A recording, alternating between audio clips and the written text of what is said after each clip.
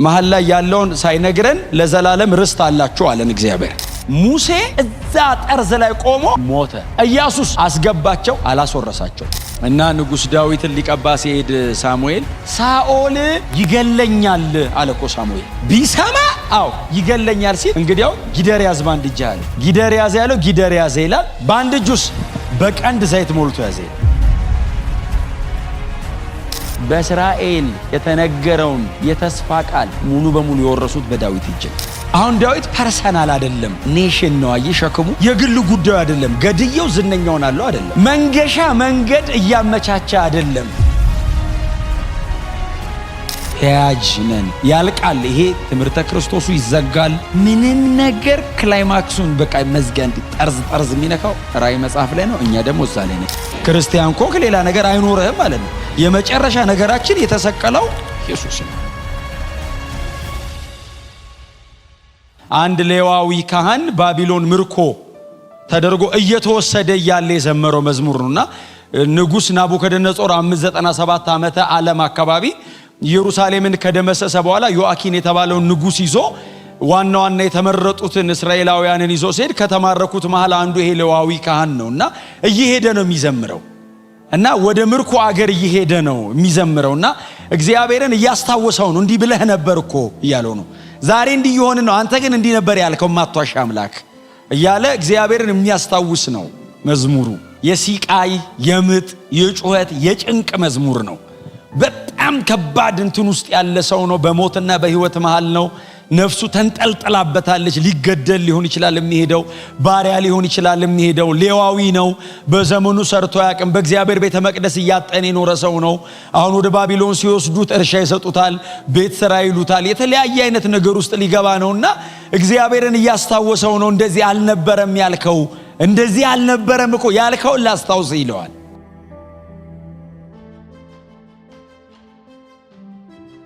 ዳዊት የተባለው ሰውዬ በጣም ዝነኛ ነው። እጅግ በጣም ትልቅ ሰው ነው።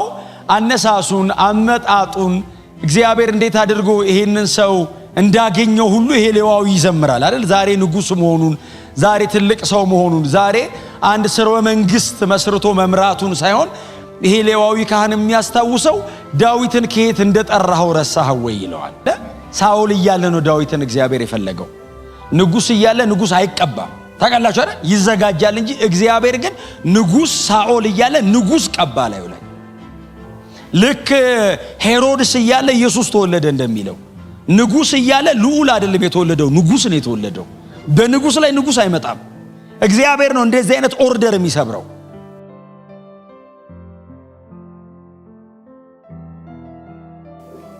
እና ንጉሥ ዳዊትን ሊቀባ ሲሄድ ሳሙኤል በጣም ፈርቶታል ሳኦልን። ትዝ ይላችኋል። ሳኦል ይገለኛል አለኮ ሳሙኤል። ቢሰማ ይገለኛል ሲል እንግዲያው ጊደር ያዝ ባንድ እጅ አለው። ጊደር ያዝ ያለው ጊደር ያዝ ይላል። ባንድ እጁስ በቀንድ ዘይት ሞልቶ ያዘ ይላል። አሁን እግዚአብሔር ምን አለው? ሂድና ሰዋ አለው። ቀጥሎስ ቀባ አለው። ለምንድነው የምትሄደው ብትባል ልሰዋ ነው በል። እየዋሻ አይደለም፣ ይሰዋል። መስዋዕት አቀረበና ከዛ ነው እሰይን እፈልጋለሁ አለው። የአገር ሽማግሌ ተሰብስቦ ሲንቀጠቀጥ እናንተ ጋር ምንም ጉዳይ የለኝም አላቸው። ሕፃን ልጅ ሆኖ በ16 ዓመቱ ሲቀባ ይቶታል። በ40 ዓመቱ ቀቡት እንደገና። አንሄድም ብለው ቆሙ። ሳሙኤል አይናቸው እያየ ሰዋ ይልና ከዛ ነው እንግዲህ ልጆች ቀድመው አለፉ። ከዛ ሌላ የለም ወይ አሉ።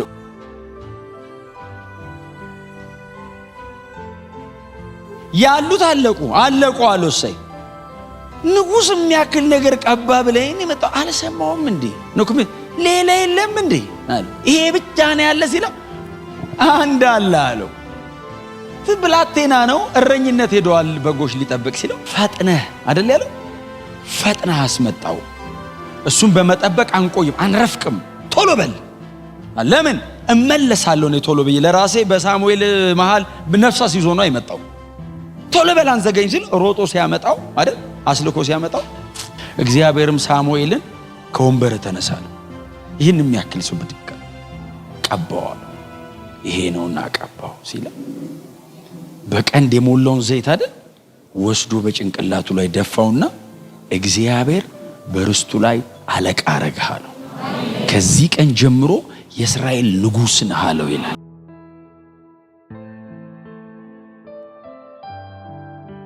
ሳሙኤልም ወጥቶ ሄደ ይላል። አቃለቀ። ንጉሥ ነህ ካለው በኋላ ዙፋኑስ ምናምን የለም ወሬ። መጽሐፍ እንደዚህ ይላል፣ ዳዊትም ከተቀባ በኋላ ወደ እረኝነቱ ተመለሰ። ወደ እረኝነቱ ተመለሰ ይልና የተቀረው ረጅም ዘመን ከንግስና ዘመኑ የማይተናነሰው ረጅሙ ዘመን ለንግስናው እግዚአብሔር ትሬን እያረጋ ቆየው። በግ ለማዳን አንበሳ መግደያ ከሰጠኝ አለው ህዝብ ለመታደግማ ይሄንን አው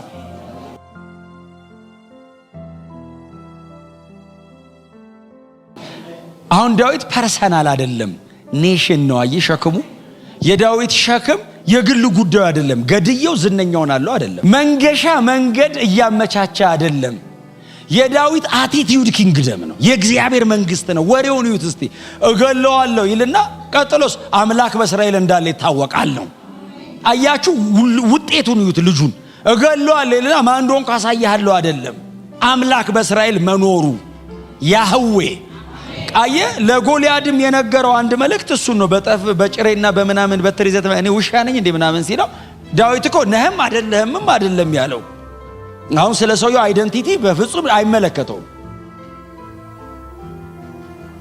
አይ ጦርነቱ የኔና ያንተ አይደለም አለውና የአማልክት ነው አለው።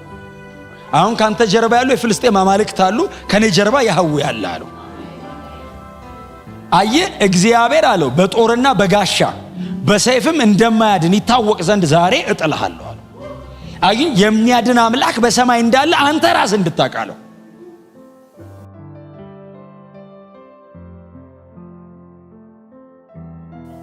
እና ከህዝብ መሃል የተመረጠውን ጠራኸው አለው። ጠራውና ከመካከል ወስደህ ከፍ ከፍ አረከው አለው። ከፍ አርገኝ ብሎት አይደለም፣ እግዚአብሔር ነው ወስዶ ከመሃል ከፍ ከፍ አረከው አለውና ባሪያዬን ዳዊትን አገኘሁት፣ ቅዱሱንም ዘይት ቀባሁት። እግዚአብሔር አፖይንት ለማድረጉ በዚህ ልጅ ላይ ዘላለማዊ የማዳን ፕሮግራም ለመጀመሩ ምልክት ዘይት በላዩ ላይ ደፋ። መጽሐፍ ሲናገር ዘይቱ ጭንቅላቱ ላይ ከተደፋበት ከዛን ቀን ጀምሮ የእግዚአብሔር መንፈስ በዳዊት ላይ ነበር ይላል። ትዝ ይላችኋል። እግዚአብሔር እስራኤልን ከግብፅ ምድር አወጣትና አንድ ተስፋ ሰጣት ለእስራኤል። ከግብፅ ምድር ሲያወጣት አንድ ተስፋ ብቻ ነው ያላት እስራኤል። በምድረ በዳ አበላሃለሁ፣ አጠጣሃለሁ፣ ልብስን አለብሳሃለሁ።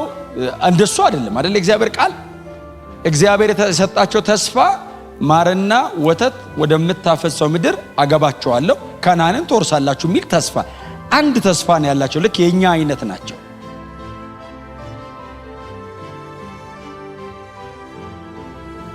መሐል ላይ ያለውን ሳይነግረን ለዘላለም ርስት አላችሁ አለን እግዚአብሔር። መሐል ላይ ያለው በጠሪው የሚወሰን ነው። ሙሴ እዛ ጠርዝ ላይ ቆሞ ሞተ።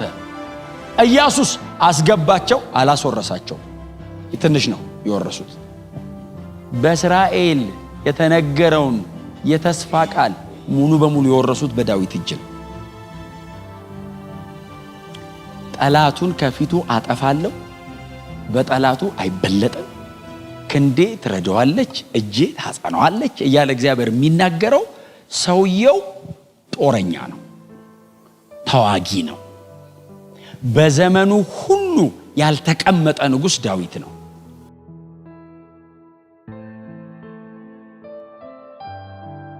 በሙሴ የተነገረውን የተስፋ ቃል ፉልፊል ለማድረግ እግዚአብሔር ሌት ተቀን ሲያዋጋው የኖረ ንጉሥ ነው። አሁን እነዚህ ቃላቶች የተፈጸሙት በሱ ዘመን ነው። በዙሪያው ካሉ ጠላቶች ሁሉ አሳረፈው የሚል ቃል ታነባላችሁ። ከዛስ ታቦቱን እንፈልግና እናምጣ ይላል። ካመጣ በኋላ ወዲያው ከፍልስጤም ጋር ውጊያ ጀመረ ይላል። አሁን ይሄ ሌዋዊ ሲዘምር ኦሬዲ ዳዊት ድል አድርጓል፣ ይዟል፣ ተቆጣጥሯል። ያልከውን አድርገህለታል ያልከው። ስለ ኢየሱስ ሲነገር አንብባችኋል። የዳዊት ስርና መሰረት የሚል የዳዊት ስርና መሰረት ማለት ዳዊት የሚባለው ሰውዬ የመጣው እዚህ ጋር ነው። ዳይነስቲ የጀመረው እዚህ ጋር ነው። ይሄ ለቅሶ የሚለቀሰው የዳዊት ስርወ መንግስት እዚህ ጋር ይቆማል አላልክም ስትናገር አለው ሌዋዊው። አሁንስ ቆረጥከን አልከን። አንተ ግን ስትናገርለት እዚህ ጋር ይቆማል አይደለም ያልከው። ዩኒቨርሳሊ ዓለምን ሁሉ የማዳን ሥራ በዳዊት ቤት በኩል አደርጋለሁ ብለህ ነበር። ተውከው ወይ?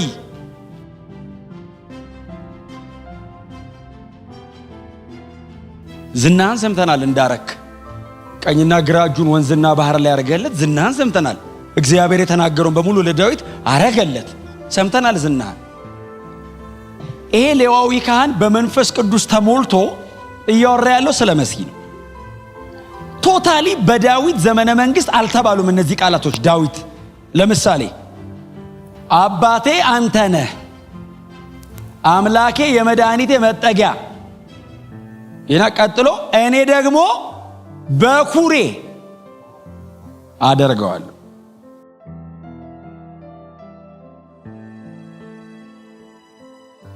ዳዊት ከነገስታት በኩር አይደለም። በኩር ከሆነ የሚሆነው ሳኦል ነው፣ የመጀመሪያ ንጉስ ሳኦል ነው። እግዚአብሔር ግን እየተናገረ ያለው በዚህ ሌዋዊ አፍ ስለ ኢየሱስ ነው።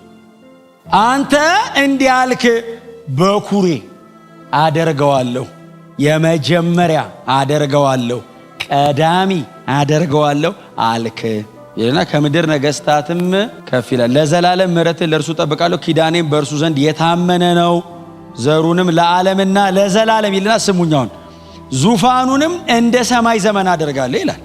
የዳዊት ዙፋን 40 ዓመት ነው የቆየው።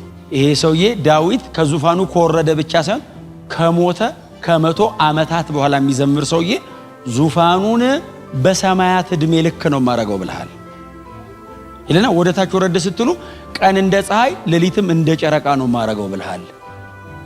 ለዘላለም መሆን ብቻ ሳይሆን የማይቋረጥና የማይወድቅ ዙፋን እሰጠዋለሁ ብለሃል። ይሄ ዙፋን የዳዊት አይደለም። በሰማያት ዕድሜ ልክ ዙፋን ያለው መሲሁ ብቻ ነው።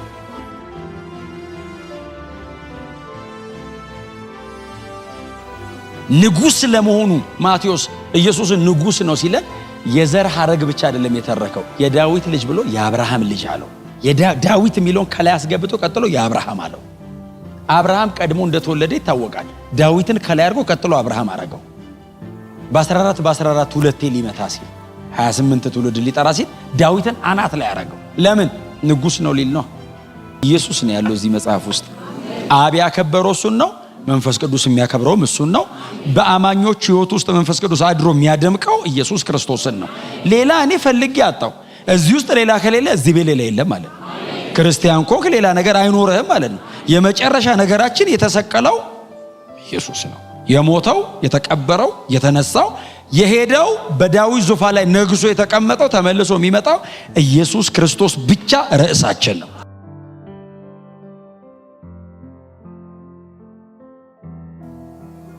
እግዚአብሔር እዚህ ውስጥ አዲስ ሰራልኝ ብሎ የጠራው የለም። ልጄ ያደረገው እንድገመው ነው ያለ።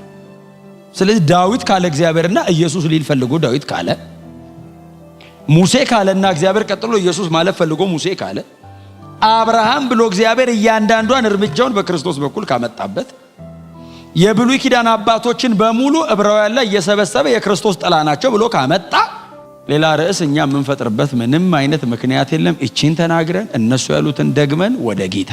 ስለዚህ እግዚአብሔር ልጁን ኢየሱስን ለማክበር ምንም ነገር አርጓል። ከዚህም በኋላ ምንም ነገር ያረጋል። ዓለምን በልጁ የመጠቅለል እቅድ ብቻ ነው የቀረው። ከዚህ በኋላ ገሏል ልጁን። አዎ ልጁን አስነስቷል። ልጁን አክብሯል። ድጋሚ ልጁን ይልከዋል። ዓለምን ጠቅልሎ የሚድኑን በሙሉ ሰብስቦ የመሄድ እቅዱ ነው የቀረው። ይሄንን የሚያደርገው በማን ነው? በቤተ ክርስቲያን ነው።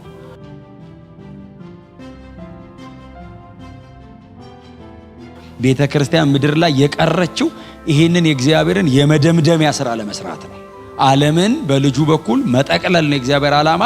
በቃ ጀመረ። እዛም ዘፍጥረት 3:15 ላይ የጀመረው ከስቴሽኑ ላይ የተነሳው ትሬን ሰሞኑን ይዘጋል። ወራጅ መቢያው ላይ ደርሷል።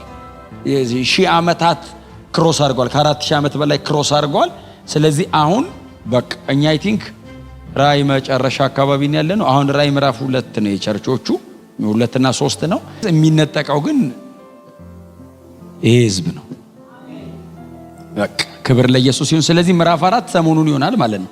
ሰማይ ተከፈተ፣ ድምጽ ሰማሁ አለ፣ የመለከት ድምጽ። አዎ ሄድኩ አለ፣ የምንሄድበት ማለት ነው። እስከ ምዕራፍ 3 እዚህ መሬት ነው። ምዕራፍ 4 መሄጃው ነው።